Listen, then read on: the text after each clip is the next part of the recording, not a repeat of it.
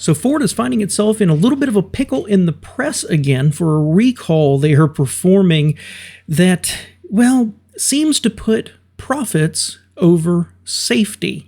Welcome back to All Cars, my friends. I am John, and this popped up on my feed last night. I've been reading about this, and the issue is that for certain 2022 Ford Escapes and 2022 into 2023 Bronco Sports, there's a risk of a fire under the hood. Now, the NHTSA got involved. They talked to Ford. Ford agreed, let's do a recall. Well, that's all well and good, and these things happen, right? Except that Ford isn't actually fixing the problem, and the NHTSA is launching an investigation into whether Ford is trying to avoid it. So let's dig in just a little bit here because it's pretty fascinating. The NHTSA site has a ton of information. I will put a link to it down below. You can go check out these documents for them yourself. But the issue is that certain of those Ford Escapes and Bronco Sports with a 1.5 liter engine, the fuel injector could be improperly manufactured and they could crack. So you have high pressure fuel, cracked injector, fuel leaks out, and there's the potential for it to get down to the exhaust. And now you've got flames. Of course, we all agree, fire bad. So Ford said, yeah, we looked into it, and they actually have on this document right here an explanation of something about what was wrong with the injectors, and Ford agreed to do a recall and issued to their dealers an explanation of what is going to be done and what is covered. And their solution is really simple. Now, I think you and I, if we were sitting around a fire right now talking, would both agree the answer is to take out a bad injector and put in a good one. But no, Ford is providing a tube to the dealers for them to install so that in the event the injector does crack and fuel does leak out, it is captured and routed around and then ejected where it doesn't touch the exhaust.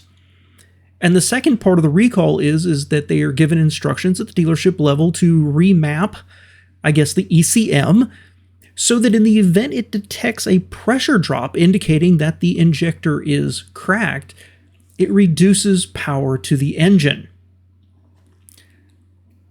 Ford, does anybody there remember the Pinto? I feel like we went through this before and that you all learned from it, but here we are again.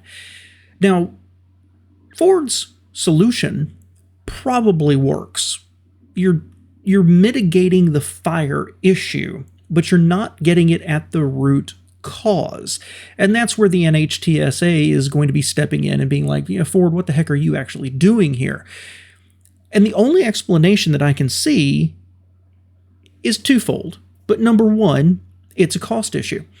It's easier to install a tube and remap the computer rather than replace 3 injectors in what amounts to just over 42,000 vehicles.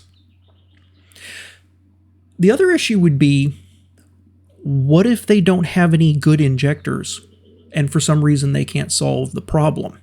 We'll see what the answer on that one is. But here's my issue with it. And I like Ford. I trust them. But man, they have been 3 years running. They are the world champions right now of recalls. And it looks like they're on track for year number 4.